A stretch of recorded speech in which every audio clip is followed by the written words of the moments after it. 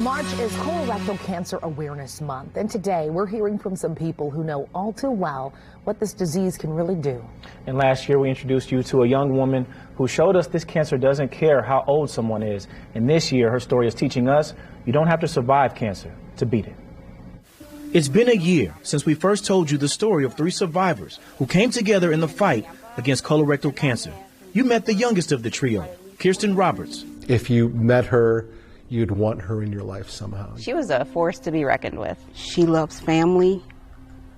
She loves strangers. She walk around just lighting up the place. Deborah Roberts remembers when her daughter called home from college, saying she was having severe chest pains and trouble breathing. In the beginning, doctors thought she had gallstone problems. But after that visit, things got worse. And by that next weekend, Deborah had her go to the emergency room.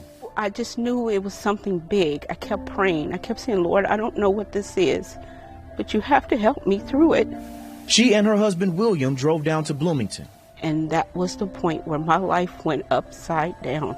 Now when the doctor came in and told Kirsten that her life was going to change. Colon cancer, stage 4.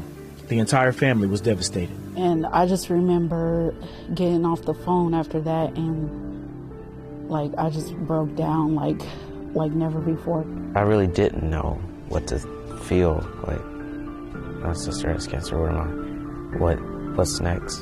At 21 years old, cancer tried to dim Kirsten's light, but she found a way to shine even brighter. I met her 7 months into her fight with the help of Andrea Bauer, a new friend who discovered Kirsten's secret weapon. One of the things I admired about her, still do, is her faith. Her faith kept her going. Faith and a Bible verse became a battle cry. The verse is Proverbs 3:5. It says, trust in the Lord with all thy heart, and lean not to thy own understanding, and in all thy ways acknowledge him, and he will direct thy path. And when that path became too hard to handle alone, her family never faltered. I was with her. I slept next to her. I wanted to spend as much time next to her as I could. Her little brother Caleb had no idea which day may be her last, and in November, the toughest day came. So I said, I love you, and we love you. And when I said we love you, I meant, not just me, but everyone she knows. He left her side for just a few moments. And I came back, and she wasn't breathing anymore. Kirsten was gone.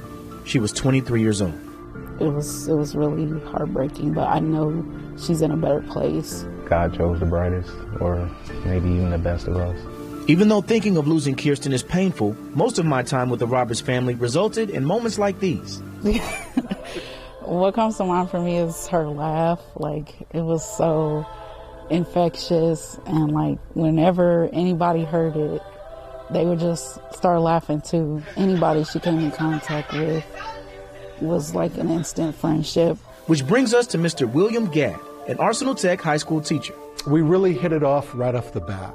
She was just an amazing student, an amazing smile, a positive attitude, hard worker. After the time they shared during Kirsten's high school years at Arsenal Tech, Mr. Gadd became her mentor. What I miss the most about her is that I would send her a daily text in the morning. I would text her, get up today, have a great day, the sun's going to shine, it's great to be out in Bloomington, have a great day. And it was on her birthday. The last text that I sent her was just a happy birthday. 6 days later, Kirsten took her last breath. Not long after that, Mr. Gadd got an idea. I want to do everything I possibly can to live on her memory and keep her memory alive, and through the scholarship that we're going to do here at Tech, I think it's just the perfect way to do it. A way to help other students transition to college. We wanted to make sure whoever got the scholarship pretty much reflected, what Kirsten was doing. And with the Roberts family's help, he made a list. They want to make sure that the candidate has respect for authority. Inside and outside of school. That means your mom and your dad. That student would also need to be ranked top 30 in their class and interested in STEM, just like Kirsten. I'm excited to see, who gets it, who gets the scholarships, and then what they do with it.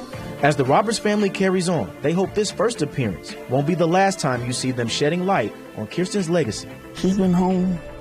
She went home, 3 months ago? 3 months. And people are still trying to contact her. She's still fighting in a way, because we're fighting. They still wear the same armor they took into Kirsten's battle with cancer. It's a symbol of hope. It is a symbol of hope for us and for anybody else who's going through this. These were some of the last words I would hear Kirsten say.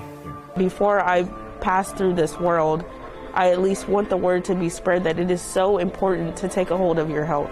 As far as these proud parents are concerned, mission accomplished. Well done. You did your job. Well done. Woo. Wow. So first, Kevin Stinson, Chris Newman, thank you very much. You made that vision come alive. Thank you so much for what you did there.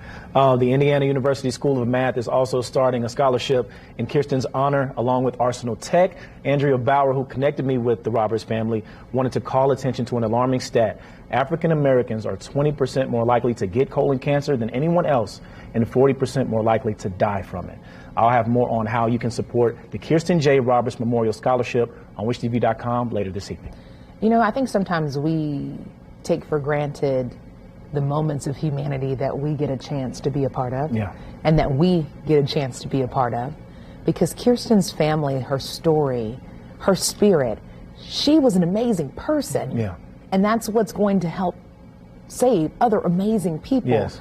And I get chills because for her to be such a young person and to have this kind of impact in our community today, the least that you all can do is spread the word, right? The least that we can do.